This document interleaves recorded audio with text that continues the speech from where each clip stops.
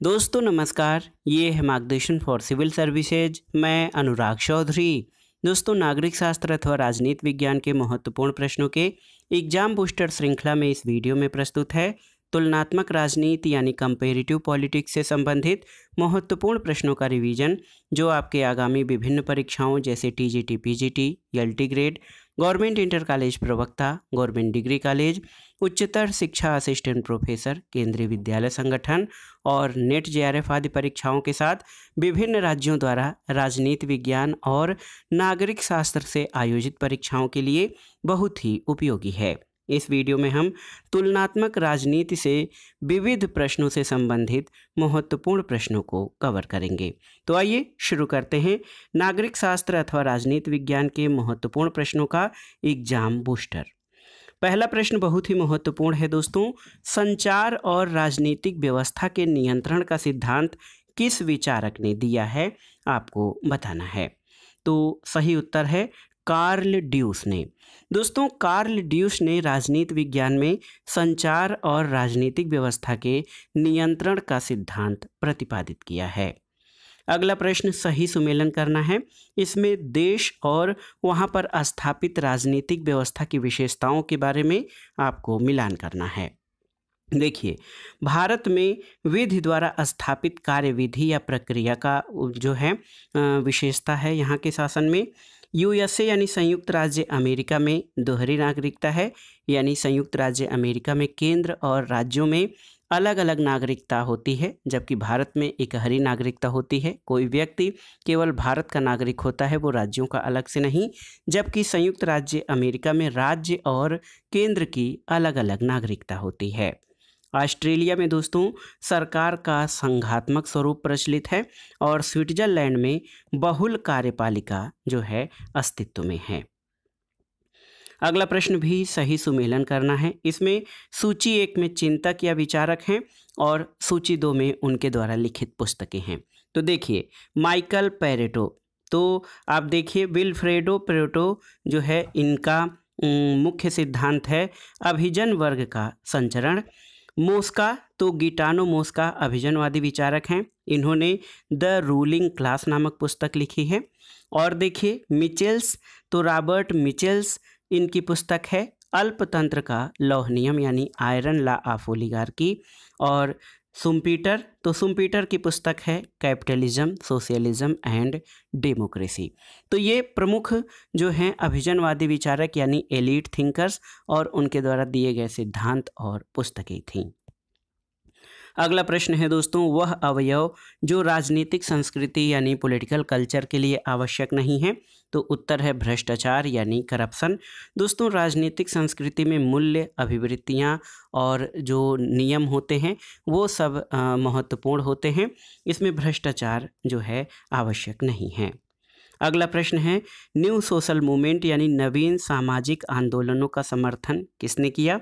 तो नव मध्य वर्ग ने। देखिए, नए उपजे मध्यम वर्ग ने यानी मिडिल क्लास ने दोस्तों नवीन सामाजिक आंदोलनों का समर्थन किया है।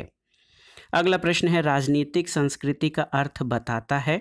तो राजनीतिक संस्कृति में राजनीतिक मान्यताएं और राजनीतिक मूल्य, विचार, अभिवृत्तियां आदि शामिल होते हैं। और आप जान लीजिए, संस्कृति जो है आंतरिक अवधारणा है, जबकि जो सभ्यता होती है वो बाह्य अवधारणा होती है। अगला प्रश्न है, आधुनिकीकरण की नव भव्य प्रक्रियाओं का सिद्धांत दिया है किसने। तो CF ब्लैक ने। CF ब्लैक ने मॉडर्नाइजेशन की नव भव्य प्रक्रियाओं का सिद्धांत दिया है। अगला प्रश्न बहुत ही महत्वपूर्ण है, आप देख सकते हैं दोस्तों, वह विचारक जिसने अभिजन सिद्धांत को मार्क्सवाद के साथ जोड़ने का प्रयास किया है। तो कई बार ये प्रश्न परीक्षाओं में पूछा गया है। जेम्स बर्नहम, याद रखिएगा, जेम्स बर्नहम ने दोस्तों एलीट थियरी को मार्क्सिस्ट थियरी के साथ यानी अभिजनवादी सिद्धांत को मार्क्सवाद के साथ जोड़ने का प्रयास किया है। अगला प्रश्न है, पुस्तकें और उनके लेखकों का सुमेलन करना है। तो सोशलिज्म नामक पुस्तक बर्नार्ड क्रिक के द्वारा लिखी गई है। मॉडर्न पॉलिटिकल एनालिसिस, ये रॉबर्ट डेहल के द्वारा। Classes in modern society, TB बोटोमोर की पुस्तक है। और principles of social and political theory, ये अर्नेस्ट बार्कर की पुस्तक है। तो एक बार फिर से अगर हम दोहराएं, बर्नार्ड क्रिक की पुस्तक है सोशलिज्म, R.A. डहल यानी रॉबर्ट डहल की पुस्तक है मॉडर्न पॉलिटिकल एनालिसिस, T.B. बोटोमोर की पुस्तक है क्लासेज इन मॉडर्न सोसाइटी और अर्नेस्ट बार्कर की पुस्तक है principles of social and political theory. अगला प्रश्न है दोस्तों, लोकतंत्र के अभिजनवादी सिद्धांत का अनुयायी या जो है विचारक नहीं है, तो मांटेस्क्यू ने आप जानते हैं दोस्तों शक्ति पृथक्करण का सिद्धांत दिया है। अभिजनवादी सिद्धांत जो है वो ये मानते हैं कि लोकतंत्र का अभिजनवादी सिद्धांत की मान्यता ये है कि भले ही लोकतंत्र जनता का जनता द्वारा जनता के लिए शासन हो, लेकिन सभी जनता जो है वो राजनीति में सक्रिय रूप से भाग नहीं लेती है। कुछ विशिष्ट वर्ग या अभिजन ही शासन सत्ता का संचालन करते हैं, चाहे जो है शासन व्यवस्था का कोई भी रूप हो। तो लोकतंत्र का अभिजनवादी सिद्धांत ये मानता है कि शासन में सभी लोग नहीं बल्कि कुछ ही लोग या विशिष्ट वर्ग या अभिजन लोग शासन करते हैं और अन्य लोग जो हैं वो शासित होते हैं। अगला प्रश्न, लेखक और उनकी पुस्तकों का मिलान करना है। आप देख सकते हैं इसमें मोस्का की पुस्तक है द रूलिंग क्लास, पैरेटो की पुस्तक है माइंड एंड सोसाइटी और ये कई बार पूछा गया है परीक्षाओं में, रॉबर्ट मिचेल्स की पुस्तक है पॉलिटिकल पार्टीज और एडम स्मिथ जिनको अर्थशास्त्र का जनक कहा जाता है, इनकी पुस्तक है वेल्थ ऑफ नेशंस। तो एक बार फिर से, द रूलिंग क्लास पुस्तक गिटानो मोस्का की है, mind and society Vilfredo Pareto की पुस्तक है, पॉलिटिकल पार्टीज रॉबर्ट मिचेल्स और वेल्थ ऑफ नेशंस नामक पुस्तक ये अर्थशास्त्र के जनक या father of economy Adam Smith की पुस्तक है। अगला प्रश्न है, the logic of collective action public goods and theory of groups पुस्तक का लेखक कौन है, तो ये है मंचूर आलसेन। और एक महत्वपूर्ण विचार है कि किस विचारक ने ये चेतावनी दी कि समाज में सभी प्राकृतिक प्राधिकारियों के क्षरण की कीमत सरकार का बढ़ता सैन्य वर्चस्व है, तो ये एडमंड बर्ग। दोस्तों एडमंड बर्ग की मान्यता थी कि समाज में सभी प्राकृतिक प्राधिकारियों के क्षरण की कीमत सरकार का बढ़ता सैन्य वर्चस्व है। अगला प्रश्न है, the revolt of the masses, बहुत ही महत्वपूर्ण है। The revolt of the masses पुस्तक किसके द्वारा लिखी गई है, तो ये हैं जॉस ऑर्टेगा वाई गैसेट। तो ये जो हैं ऑर्टेगा गैसेट, ये दोस्तों अभिजनवादी विचारक हैं, इनके द्वारा लिखी पुस्तक है the revolt of the masses. अगला प्रश्न है, वह विचारक जिसने न्यायिक समीक्षा यानी जुडिशियल रिव्यू को लोकतांत्रिक सिद्धांत के साथ एकीकृत किया और इसे काउंटर मेजोरिटेरियन डिफिकल्टी कहा है, तो याद रखिएगा अलेक्जेंडर विकल ने दोस्तों न्यायिक समीक्षा को लोकतांत्रिक सिद्धांत के साथ एकीकृत किया और इसे काउंटर मेजोरिटेरियन डिफिकल्टी कहा है। अगला प्रश्न है, टोटलिटेरियन एंड अथॉरिटेरियनिज्म नामक पुस्तक के लेखक कौन है, तो जुआन जोस लिंज। टोटलिटेरियन एंड अथॉरिटेरियनिज्म नामक पुस्तक जुआन जोन्स लिंज के द्वारा लिखी गई है। एक अन्य महत्वपूर्ण प्रश्न है, देखिए, स्वेच्छाचारी शासक को परिभाषित करने के लिए स्टेशनरी बेंडिट या स्थिर डाकू का सिद्धांत किसने दिया है, तो एक विचारक हैं मंकर आल्सन। याद रखिएगा, मंकर आल्सन या मंचूर आल्सन कहीं कहीं आता है। मंकर आल्सन ने दोस्तों स्वेच्छाचारी शासक को परिभाषित करने के लिए स्टेशनरी बेंडिट या स्थिर डाकू का सिद्धांत दिया है। अगला प्रश्न है दोस्तों, सामाजिक क्रांति के अध्ययन के लिए संरचनात्मक उपागम या स्ट्रक्चरल अप्रोच किसने अपनाया, तो थेडा स्काइपॉल ने जो है सामाजिक क्रांति या सोशल रिवॉल्यूशन के लिए संरचनात्मक उपागम का सिद्धांत अपनाया है। अगला प्रश्न है, नवीन सामाजिक आंदोलन की अभिवृत्ति क्या नहीं है, तो उपभोगवाद जो है वो न्यू सोशल मूवमेंट की अभिवृत्ति नहीं है। अगले प्रश्न पर आते हैं, महत्वपूर्ण प्रश्न है, शांति आंदोलन, मानवाधिकार आंदोलन, महिला आंदोलन को सम्मिलित किया जा सकता है किसमें, तो नवीन सामाजिक आंदोलनों में। बहुत ही महत्वपूर्ण प्रश्न है दोस्तों, वर्तमान समय में शांति आंदोलन, मानवाधिकार आंदोलन, महिला आंदोलन, इन सभी को न्यू सोशल मूवमेंट या नवीन सामाजिक आंदोलन में शामिल किया जा सकता है। अगला प्रश्न है राज्य के वर्गीकरण में विकासशील समाजों से संबंधित नहीं है, तो बेवेरियन राज्य जो हैं वो राज्य के वर्गीकरण में विकासशील समाजों से संबंधित नहीं हैं। अगला प्रश्न है राजनीतिक सामाजिकरण के बारे में पूछा गया है कि कौन उस प्रक्रिया के रूप में जाना जाता है जिसके द्वारा राजनीतिक संस्कृतियों का अनुरक्षण और परिवर्तन किया जाता है। तो ये है राजनीतिक सामाजिकरण, बहुत ही महत्वपूर्ण है दोस्तों। एक तो होता है राजनीतिक संस्कृति, मूल्य, अभिवृत्तियां, अभिविन्यासों से मिलकर बनती है राजनीतिक संस्कृति, लेकिन एक टर्म आता है राजनीतिक सामाजिकरण या पॉलिटिकल सोशलाइजेशन। तो इसमें राजनीतिक संस्कृति का एक पीढ़ी से दूसरी पीढ़ी में अनुरक्षण और परिवर्तन तथा स्थानांतरण को राजनीतिक सामाजिकरण कहा जाता है।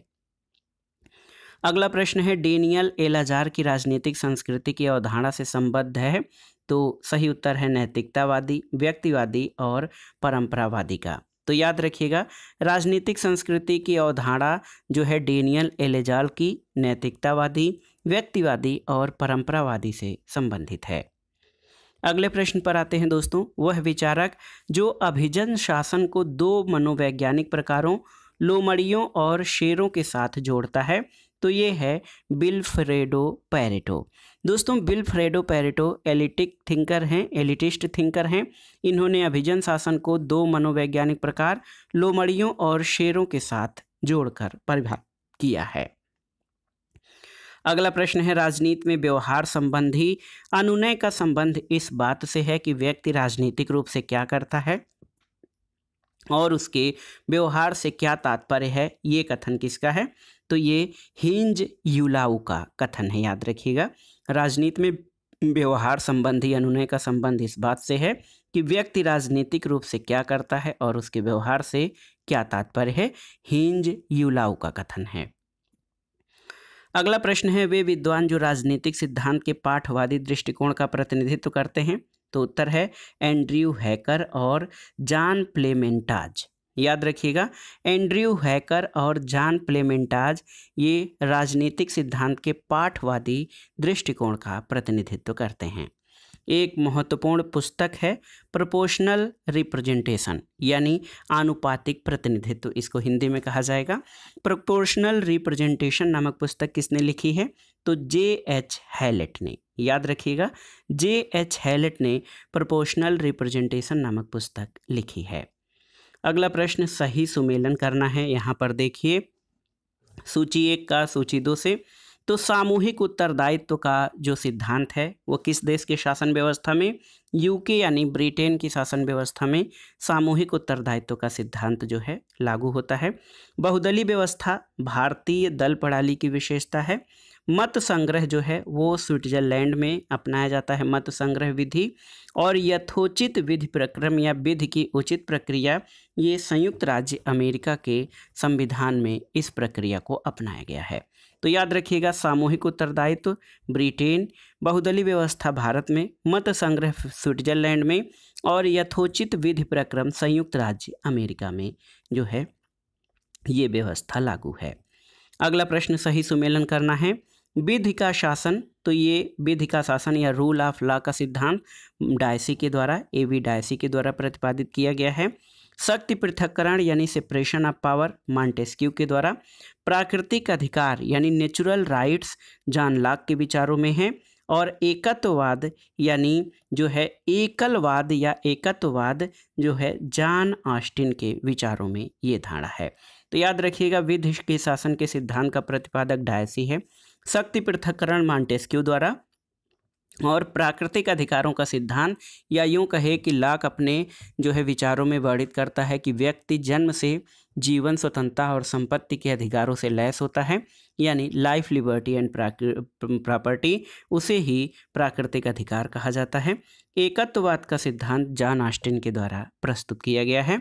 और एकत्ववाद का सिद्धांत इस बात पर बल देता है कि जो संप्रभुता है वो किसी निश्चित मानव श्रेष्ठ में निवास करती है। अगला प्रश्न है दोस्तों अल्पतंत्र का कठोर कानून या अल्पतंत्र का लौह नियम, ये कथन किसका है, तो ये रॉबर्ट मिचेल्स का है। याद रखिएगा आयरन लॉ ऑफ ओलिगार्की का प्रतिपादन दोस्तों रॉबर्ट मिचेल्स के द्वारा किया गया है। अगला प्रश्न है, प्रभावकर्ताओं के मध्य एक संबंध है जिसमें एक कर्ता अन्य कर्ताओं को ये कार्य करने के लिए अभिप्रेरित करता है जिसे उन्होंने अन्यथा निष्पादित नहीं किया होता है। ये कथन किसका है? तो ये हैराल्ड लासवेल का कथन है। हैराल्ड लासवेल राजनीति विज्ञान में शक्तिवादी सिद्धांत के समर्थक हैं। उनका कहना है कि प्रभावकर्ताओं के मध्य एक संबंध है जिसमें एक कर्ता अन्य कर्ताओं को ये कार्य करने के लिए अभिप्रेरित करता है जिसे उन्होंने अन्यथा निष्पादित नहीं किया होता है। अगला प्रश्न है दोस्तों, मॉन्टेस्क्यू के शक्तियों के पृथक्करण के सिद्धांत का उद्देश्य क्या है? तो आप जान लीजिए, मॉन्टेस्क्यू के शक्ति पृथक्करण सिद्धांत का उद्देश्य व्यक्ति के स्वतंत्रता की रक्षा करना है और इसी शक्ति पृथक्करण के सिद्धांत पर संयुक्त राज्य अमेरिका की शासन व्यवस्था आधारित है। इसमें ये मान्यता है कि व्यवस्थापिका यानी लेजिस्लेशन, कार्यपालिका यानी एग्जीक्यूटिव और न्यायपालिका यानी जुडिशियरी, इन तीनों के कार्यों में अलगाव होना चाहिए यानी पृथकता होनी चाहिए ताकि व्यक्तियों के अधिकार और स्वतंत्रता सुरक्षित रह सकें। यही मॉन्टेस्क्यू के सेपरेशन ऑफ पावर या शक्तियों के पृथक्करण का सिद्धांत है। अगला प्रश्न, सही सुमेलन करना है। बहुत ही महत्वपूर्ण प्रश्न है। संयुक्त राज्य अमेरिका, यहाँ पर दोहरी नागरिकता या डुअल सिटीजनशिप का प्रावधान है। भारत में विधि के द्वारा स्थापित प्रक्रिया का जो है उल्लेख या वर्णन है। स्विट्जरलैंड में बहुल कार्यपालिका और ऑस्ट्रेलिया में सरकार के संघात्मक स्वरूप का जो है व्यवस्था की गई है या ऑस्ट्रेलिया में सरकार के संघात्मक जो है रूप को स्वीकार किया गया है। अगला प्रश्न है दोस्तों, सिविल सोसाइटी की उत्पत्ति कहाँ हुई है? तो याद रखिएगा, सिविल सोसाइटी की उत्पत्ति यूरोप में हुई है। अगला प्रश्न है दोस्तों, वह विचारक जिसके अनुसार वैश्वीकरण यानी ग्लोबलाइजेशन से पृथ्वी का रूपांतरण एक वैश्विक गांव या ग्लोबल विलेज के रूप में हो गया है। तो वैश्विक गांव या ग्लोबल विलेज कहा जाए तो ये अवधारणा मार्शल मैकलुहान के द्वारा प्रतिपादित की गई है। उनका कहना है कि वैश्वीकरण से और वैश्वीकरण के जो प्रमुख कारक हैं उनकी वजह से दुनिया के लोग एक दूसरे से इतने घनिष्ठ रूप से जुड़ गए हैं, चाहे वो इंटरनेट हो, सूचना हो या संचार माध्यम हो, इन सभी के द्वारा कि लोग एक दूसरे से इस प्रकार जुड़ गए हैं कि पूरी पृथ्वी एक वैश्विक गांव के रूप में रूपांतरित हो गई है। और ये विचार मार्शल मैकलुहान का है, याद रखिएगा। अभिजात वर्ग के सिद्धांतकारों से कौन संबंधित नहीं है? तो चार्ल्स बिट्ज जो हैं ये अभिजात वर्ग या अभिजन वर्ग के सिद्धांतकारों से संबंधित नहीं है। और आप जान लीजिए, अभिजनवादी विचारकों में मोस्का, मिचेल्स, पैरेटो ये सभी विचारक हैं। अगला प्रश्न है, मॉडर्न पॉलिटिकल एनालिसिस के लेखक कौन है? तो रॉबर्ट डेहल की पुस्तक है मॉडर्न पॉलिटिकल एनालिसिस। अगला प्रश्न है, कौन से लेखक इटली से हैं? तो याद रखिएगा, प्रमुख अभिजनवादी विचारक विल्फ्रेडो पैरेटो और गिटानो मोस्का ये इटली से संबंधित हैं। अगले प्रश्न पर आते हैं दोस्तों, सही सुमेलन करना है। इसमें देखिए महत्वपूर्ण प्रश्न है, लेखक और अवधारणा का सुमेलन आपको करना है। तो देखिए, डायसी ने विधि के शासन की अवधारणा का प्रतिपादन किया है। सैमुअल पी हंटिंगटन ने राजनीतिक क्षय या पॉलिटिकल डीके की अवधारणा दी है। आमंड ने अप्रत्याशित हित समूहों की बात कही है। और मार्बरी बनाम मेडिसन जो है ये वाद था यूएसए में, यहाँ से न्यायिक समीक्षा या जुडिशियल रिव्यू की शुरुआत हुई है। तो याद रखिएगा, विधि के शासन के सिद्धांत का प्रतिपादन डायसी ने किया है। राजनीतिक क्षय या पॉलिटिकल डीके का प्रतिपादन सैमुअल पी हंटिंगटन ने। अप्रत्याशित हित समूह की बात आमंड ने की है। और जुडिशियल रिव्यू अमेरिका में मार्बरी बनाम मेडिसन केस के द्वारा जो है अस्तित्व में आया था। अगला प्रश्न, सही सुमेलन करना है, लेखक और पद। तो डेविड स्टर्न ने ब्लैक बॉक्स शब्दावली का प्रयोग किया था। लुशियन पाई ने विकास सिंड्रोम की बात कही है। सैमुअल पी हंटिंगटन ने लोकतंत्रीकरण की लहर की बात की है, वेव ऑफ डेमोक्रेटाइजेशन। और सिमोर मार्टिन लिप्सेट ने पॉलिटिकल मैन की अवधारणा प्रस्तुत की है पॉलिटिकल मैन नामक पुस्तक में। तो याद रखिएगा दोस्तों, David Stern black box, Lucian Pye विकास सिंड्रोम, सैमुअल पी हंटिंगटन लोकतंत्रीकरण की लहर और Seymour Martin Lipset political man शब्दावली से संबंधित हैं। अगला प्रश्न भी सही सुमेलन करना है, उपागम और उपागम की मुख्य विशेषता का। संरचनात्मक प्रकार्यवाद क्या है? तो व्यापकतम अर्थों में राजनीतिक व्यवस्थाओं का अध्ययन ये संरचनात्मक प्रकारवाद के अंतर्गत किया जाता है। अगला है संस्थावाद या इंस्टीट्यूशनलिज्म। तो औपचारिक वैधानिक नियमों का अध्ययन संस्थावाद के अंतर्गत किया जाता है। राजनीतिक संस्कृति, तो जनता की मूलभूत अभिवृत्तियों का अध्ययन राजनीतिक संस्कृति के अंतर्गत होता है। और नव संस्थावाद या न्यू इंस्टीट्यूशनलिज्म में अनौपचारिक नियमों का अध्ययन किया जाता है जो कि संस्था को चलाते हैं। अगला प्रश्न दोस्तों, सही सुमेलन करना है। यहाँ पर आप देख सकते हैं सूची 1 का सूची 2 से सुमेलन आपको करना है। तथ्य, तो तथ्य जो हैं सूचना के अलग अंश होते हैं। सिद्धांत सामान्यीकरण या सामान्यीकरणों के समुच्चय हैं। प्राकल्पना या हाइपोथेसिस, ये कथन या घटनाओं के बारे में पूर्व कथन को प्राकल्पना कहते हैं। पद्धति, तो तथ्यों को प्राप्त करने के व्यवस्थित तरीकों को पद्धति या मेथड कहा जाता है। परिणाम, तो तथ्यों के संबंधों के बारे में कथन को परिणाम कहते हैं। अगला प्रश्न है अभिजन के परिसंचरण की अवधारणा किसके द्वारा प्रस्तुत की गई है? तो पैरेटो के द्वारा। दोस्तों विल्फ्रेडो पैरेटो के द्वारा अभिजन के संचरण का सिद्धांत प्रस्तुत किया गया है। अभिजन के संचरण का सिद्धांत ये है कि अभिजन अस्थायी नहीं होते हैं, वो कभी सत्ता में फिर कभी विपक्ष में आते रहते हैं। इस प्रकार इनका जो है परिवर्तन होता रहता है, इनका परिसंचरण होता रहता है और ये सिद्धांत पैरेटो के द्वारा प्रस्तुत किया गया है। अगला प्रश्न सही सुमेलन करना है। इसमें विचारक और उनके द्वारा दिए गए प्रमुख जो हैं सिद्धांत हैं। विल्फ्रेडो पैरेटो अभिजनवादी विचारक हैं। इन्होंने शासकीय और गैर शासकीय अभिजन की बात कही है। गिटानो मोस्का ने संगठन की क्षमता की बात कही है। रॉबर्ट मिचेल्स ने अल्पतंत्र के लौह नियम का प्रतिपादन किया है और मैक्स वेबर राजनीतिक नेतृत्व के लिए प्रतिस्पर्धा की बात करते हैं। तो याद रखिएगा दोस्तों, बहुत ही महत्वपूर्ण है। विल्फ्रेडो पैरेटो शासक और गैर शासक अभिजन, गिटानो मोस्का संगठन की क्षमता, रॉबर्ट मिचेल्स ने अल्पतंत्र के लौह नियम और मैक्स वेबर ने राजनीतिक नेतृत्व के लिए प्रतिस्पर्धा संबंध के बारे में बताया है। अगला प्रश्न और इस वीडियो का आखिरी प्रश्न है जो कि सही सुमेलन करना है। इसमें देखिए आनुभविक विश्वास अभिवृत्तियों के प्रतीक और मूल्यों की व्यवस्था, इसे राजनीतिक संस्कृति कहा जाता है। जनसभाओं में सम्मिलित होना, तो इसको राजनीतिक सहभागिता या पॉलिटिकल पार्टिसिपेशन कहते हैं। रेडियो, टीवी, समाचार पत्र, तो ये जनसंचार और राजनीतिक सामाजिकरण के माध्यम हैं। और विद्युत इंजीनियरिंग के शब्दों का प्रयोग ये राजनीतिक संचार या पॉलिटिकल कम्युनिकेशन के अंतर्गत किया जाता है। तो एक बार फिर से मिलान को देख लेते हैं। राजनीतिक संस्कृति क्या है? तो ये अनुभविक मूल्यों, विश्वासों, अभिव्यक्तियों के प्रतीकों और मूल्यों की व्यवस्था है। राजनीतिक सहभागिता में जनता जनसभाओं में या राजनीतिक कार्यक्रमों में सम्मिलित होती है और सक्रियता से भाग लेती है। राजनीतिक सामाजिकरण, रेडियो, टेलीविज़न, समाचार पत्र, ये सामाजिक राजनीतिक सामाजिकरण के माध्यम हैं। और आप जानते हैं राजनीतिक सामाजिकरण जो है वो राजनीतिक संस्कृति का एक पीढ़ी से दूसरी पीढ़ी में स्थानांतरण है।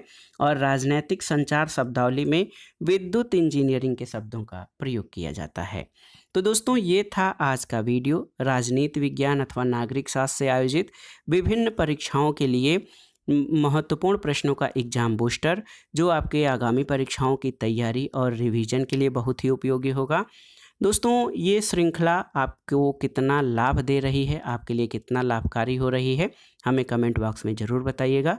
वीडियो को लाइक करें, शेयर करें और इस चैनल मार्गदर्शन फॉर सिविल सर्विसेज को सब्सक्राइब करें। वीडियो देखने के लिए धन्यवाद दोस्तों, नमस्कार।